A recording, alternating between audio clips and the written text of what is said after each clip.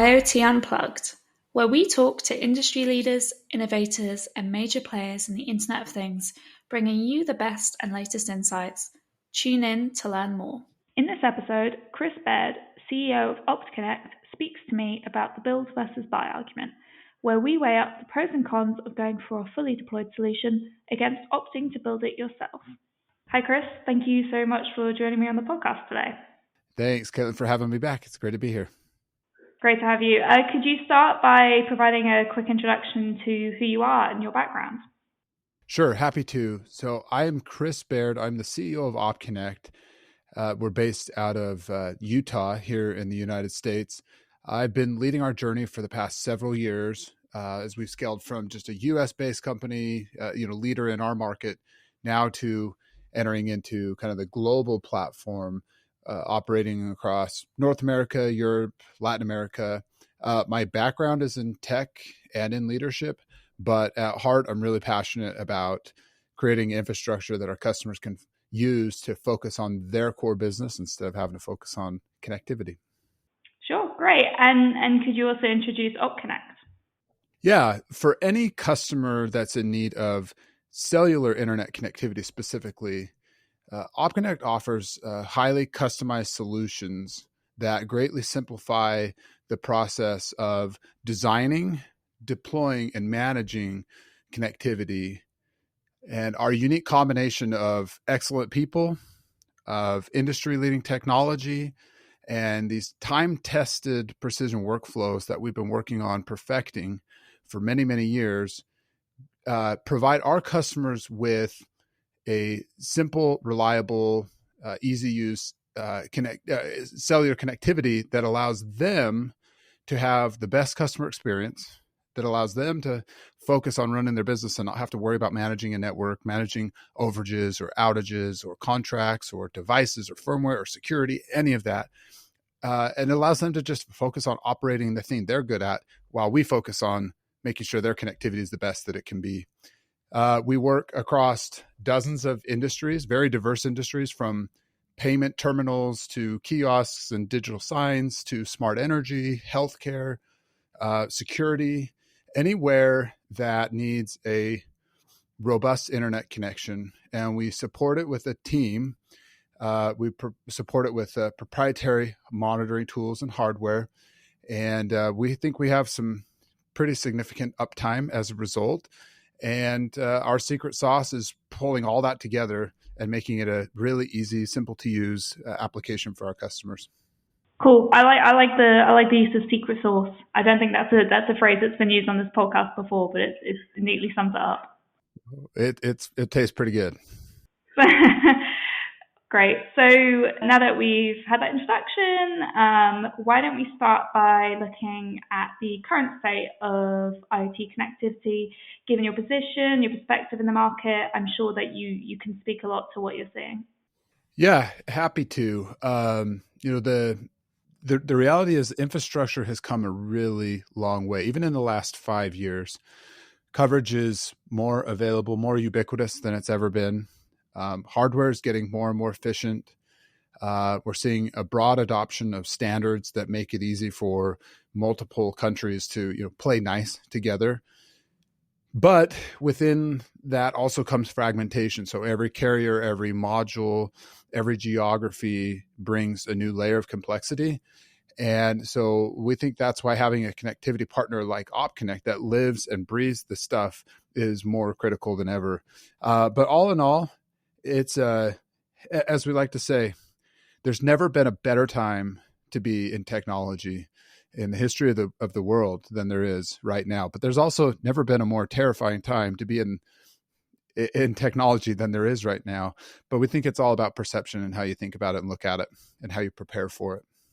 We're certainly in a very interesting space right now, right? Going back to what you just said about great time and also a terrifying time. Certainly on this podcast, we've spoken to people about, the rise of AI, IoT, and kind of the interesting balance between how it can be a great tool and how it can be a tool used to perpetuate cyber attacks and things like that. So I think that's one example of that, and one example of the interesting balance that companies have to juggle. Absolutely. And, we think that AI can be incredibly helpful. It can move us from a position of having to be reactive to being predictive. And we're working with a couple of tools to help identify patterns like early signs of a device failure or abnormal data usage, other abnormalities across the network, so that we can intervene before it impacts a customer, before the customer even notices that there's a problem.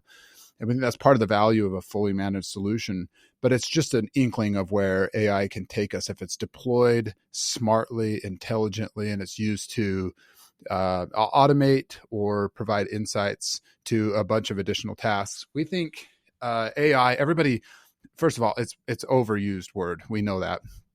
It's absolutely a buzzword right now. And when we hear AI, everybody thinks of these large language models that are very intelligent and they're doing tasks very efficiently and very well. But we also think that AI probably should stand for things like augmented intelligence, for autonomous intelligence. And there's rings to this discussion. And if you go to some of these outer rings and you look at what else can be done under this umbrella of AI, we think it's pretty powerful. Yeah, so totally agree. And certainly for a lot of companies, it can just be about taking, like you said, this concept of the large language model and narrowing it down to what makes sense for them, what it actually would do for them. So that's something to obviously for companies to think about. You very briefly touched upon a managed solution. So why don't we talk a little bit about build versus buy argument? What kind of factors do companies need to weigh up when they're looking at, do I build a solution from scratch or do I buy a managed service that's already in existence?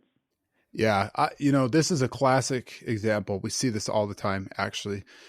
And I think it comes down to three things. I think when customers or companies are considering deploying a embedded or a connected device, there's three things that often get significantly underestimated, and OptConnect can help bring that to surface. We can help discuss how those things impact the business. But I think the first is the cost of downtime. And there's very few people that build a solution with that in mind. Okay, when I go out and I deploy this, what happens if, and then you fill in the blank. And there's a number of scenarios that can all result in downtime. Downtime for my customers or for or any customer utilizing cellular internet connectivity often equates to a reduction in their revenue. They can't charge for a service. They can't display an ad. They can't process a transaction. They can't monitor a thing, whatever it might be. Downtime is pretty significant, and it's seriously underestimated. The second is, and this is arguably equally as important, are the internal resources required to support devices in the field at scale. Thanks to devices like our cell phones, a lot of our customers over time, especially prospects, as we start talking to people in the industry, a lot of people considering IoT as a solution for their business underestimate the difficulty of deploying at scale. They get a cell phone out of the box, you wake it up and it knows it runs its bootstrap and it contacts the carrier and it activates and it's done. Well, what the cellular phone manufacturers, the smartphone manufacturers, don't really talk about are the thousands of team members that built that process so that it works every single time out of the box.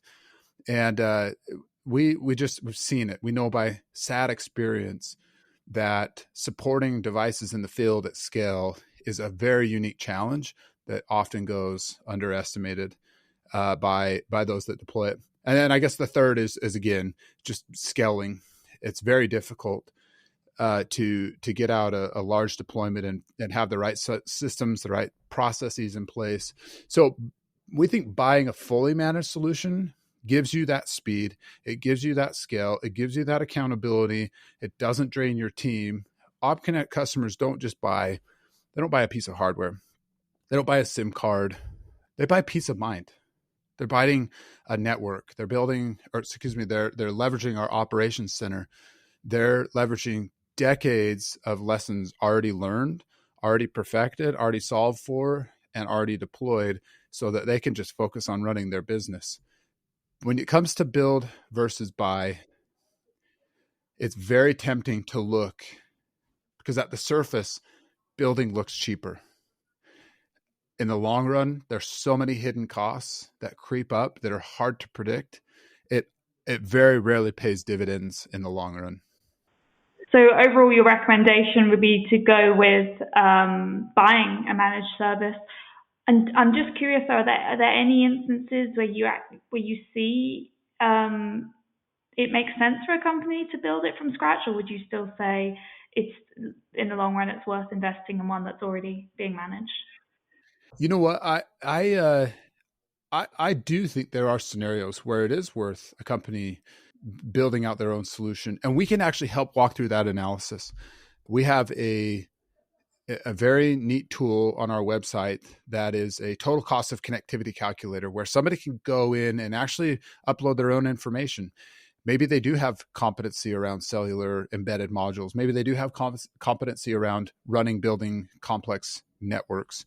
And maybe they do have competency around a very proficient monitoring tool that allows them to see everything that's going on. And we can help do that analysis. And we can go side by side and say, here's what a building yourself solution might look like. And here's what a managed service out of the box or a managed service customized to your application might look like. And there are times where that's the outcome. OptConnect can also help those customers that choose to build the network themselves. We have these time-tested precision workflows that we've documented. We know there's 144 steps that have to happen in sequence, every single deployment, in order to end up with a very robust, very secure, high reliable connection at scale. Any which of those steps, if missed, may not immediately have a consequence, but eventually they do catch up. And so we can walk our customers or our prospects through that. We can consult together and come to that conclusion. Should you build a network? Should you buy the network? Should you go with a semi-managed service, or should you go with a fully managed service? We can help our customers come to that conclusion together. There's plenty of times where these companies have exposed themselves when they've gone out and they've done these deployments, and they get at scale and they come calling us and they say, something happened. We lost resources, or we had a network issue, or we didn't realize XYZ. Can you guys help provide a solution? And the reality is, when you're deploying on your own, there are these blind spots that can be pretty painful learning lessons. We're fortunate to have learned a lot of those early. We've automated around those or through those, or we've repaired those. There's just a lot of benefit of going with somebody who has maybe more wisdom or a little more experience. And those matter. They can help a customer really understand what's going on. Sure, like you guys know what kind of are the pain points, what are the things that can go wrong, and so you probably are well too aware of what can go wrong and what will go wrong. Yeah, and oftentimes we can help you avoid it before it becomes a financial cost or what we call a learning moment or an appreciation moment where you suddenly appreciate what you didn't know before. Mm-hmm. It's a good way to put it. Sure, makes sense. So in your position, Chris, what industries are you seeing perhaps are very well established in using managing services? What industries do you see moving towards managed services? What have been your observations? Yeah, a couple observations. Again, we've been doing this for a number of years, really in the connectivity space since 2007, officially since 2009, really gotten pretty diverse across multiple industries around 2017. And then obviously 2020 hit. And I think to answer your first question, what industries are really get it? They fully understand it.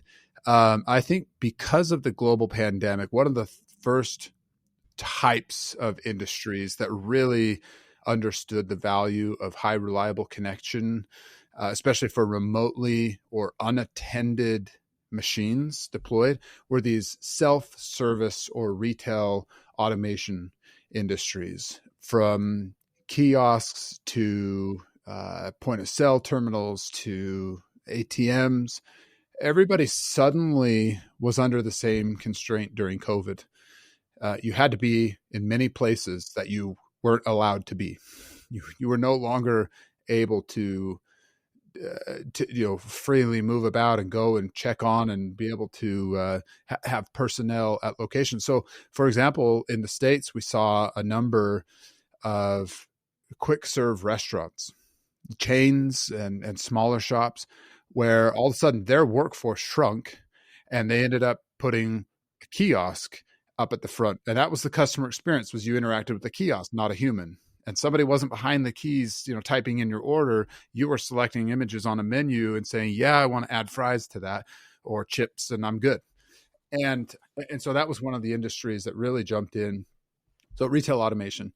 And there are a lot of industries that are moving in that direction. These industries are businesses rather where they understand that downtime is expensive, that IT teams are stretched really thin right now. They don't want to be in the connectivity business. They want to be in plug and play, always on experience. And that's exactly what we deliver. So we're seeing that in healthcare. We're seeing that in EV charging. We're seeing that in security. And we're continuing to see that in this retail automation space and even in the utility space. So there's quite a few businesses where they've made that decision. Okay, probably better to partner on this. We probably shouldn't do this on our own. And on that note, do you have any recent customer stories that you can talk about that demonstrate this? Yeah, a couple come to mind, actually.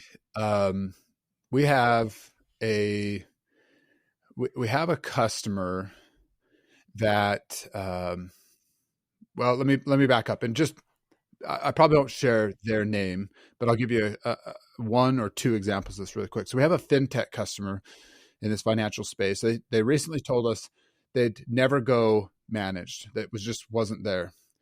They wanted to do it themselves until they lost connectivity in one of their key markets for about 4 days due to a carrier change. There were no alerts. There were no backup, and the fallout was their customer was upset. They were losing revenue, and more importantly, they were losing credibility. They came to us because we could monitor, we could reroute traffic, we could intervene at multiple layers in the stack instantly, and we were able to help them be able to get their solution back online. That's the value of managed. You don't just avoid the problems; you often never see them to begin with. And that's something that we do behind the scenes. We have another customer in a similar but adjacent space where they came to us early on, similar problems. They were running their own in-house deployment, and boy, tough times hit. And this is a large organization, 40,000 employee organization. And they got their budget cut. And one of the departments that got significantly impacted was their IT resources, of which one of the groups was managing their remote cellular deployments. And they went from a team of a dozen down to one. And that one individual contacted us and said, I really could use help. I don't know what I'm going to do now. Well, we went in, we did an audit. We looked at their deployment. We realized a couple of things. Every single deployment had been unique, accidentally unique. They had allowed the technician doing the install to place antennas wherever they wanted, to configure the router however they wanted, to install it within the device wherever it looked best. And it was all over the place. And as a result, in fact, there was one more layer than that. They had been buying over time, and as manufacturers do, they typically ship hardware with the latest firmware. But this particular customer had not been updating the field. So as a result of deploying over a couple of years, they had hundreds of different configurations, firmware applications, and various installations, nothing was standardized. They had overages, they were having outages, they were losing inventory, they couldn't find anything. We did an audit, we worked with them, we pulled it all together. We standardized down to 3 configurations. Those 3 configurations now, we went through and updated the entire field. We still maintain a very tight control for them on future deployments. And the result was they paid us a little bit more than they were paying the carrier. They got all these additional services. They lost an entire team of people, and their costs still came down significantly, actually materially came down. And if I'm not mistaken, I think the individual running the department actually got a promotion. So it kind of worked out on their behalf. So there's another example of how a managed service, tightly run and well organized can bring and drive efficiency. One thing we've definitely spoken about with people on the podcast before as well is just this idea that IoT connectivity is growing, the number of connected devices is growing, which is great, and that brings advantages to many different industry verticals, as I'm sure you know well from experience. But the problem being that the people deploying the connected devices are not people well versed in it, and so all the different nuances, all the different factors, deploying things without having the same firmware on it is not necessarily things that companies think of to begin with, and so that can be a real problem. Yeah, absolutely. There's the old adage that I think was made famous by a U.S. politician who said, "There are the things we know, there are the things that we don't know, and there are the things that we don't know that we don't know, and those are typically the ones that bite us. They're the ones that get us." And it's no fault of anybody else's. We walk around with these blind spots that without the right perspective, we just don't know that we needed to pay attention to or be prepared for. The benefit of OptConnect is, across multiple continents, across dozens of industries, and across hundreds of end markets with thousands and thousands, over 10,000 unique logos using our network across their millions of devices, we learn a lot. We learn a lot fast. And we have this central hub of knowledge that we use to be able to better the community, to better our solution, and to avoid and help others avoid pitfalls that are, it's happening in that region. We can see it probably will happen here. Let's see what lessons we can learn and we can share in advance. And then along that vein of knowledge, given everything we've just spoken about with the build versus buy argument, what would be your key takeaways? What would you want people to know? Yeah, I think a big misconception in the build versus buy, and this is probably one of the key takeaways, is that going with a managed service is perceived as giving up control. And in reality, a platform like ours gives you more control and more visibility into device health, into the network performance, and more tools to take a proactive approach.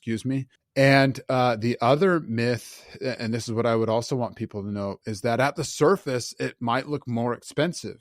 But when you calculate the total cost, including the truck rolls, the support calls, the failed deployments, the lost revenue, and downtime, it's often, and like I said, I can actually walk customers through a customized spreadsheet to their business for their application, and they give me the inputs. I'm not putting in the inputs. They tell me the inputs. I can actually show more often than not that it's a smarter financial decision to go with a managed service versus not. So I think that's one of the things I'd love people to know, that there are these misconceptions about a build versus buy. And I hear it all the time. And boy, when somebody approaches that with an open mind and allows us to have a meaningful conversation, I don't have to even guide them one way or the other. I can support them in either model.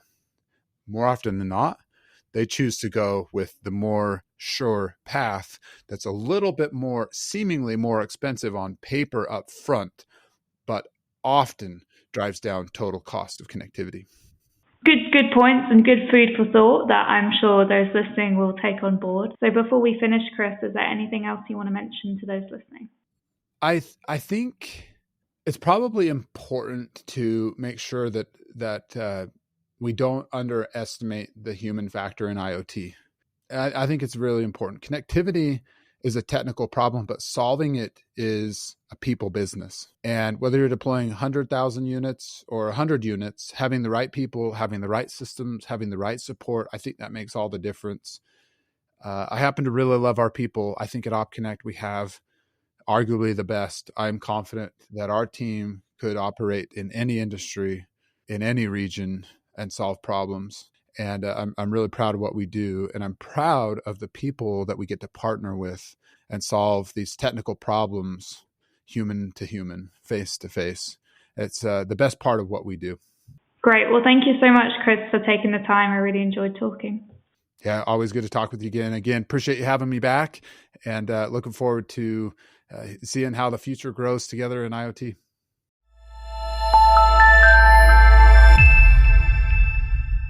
IoT Unplugged.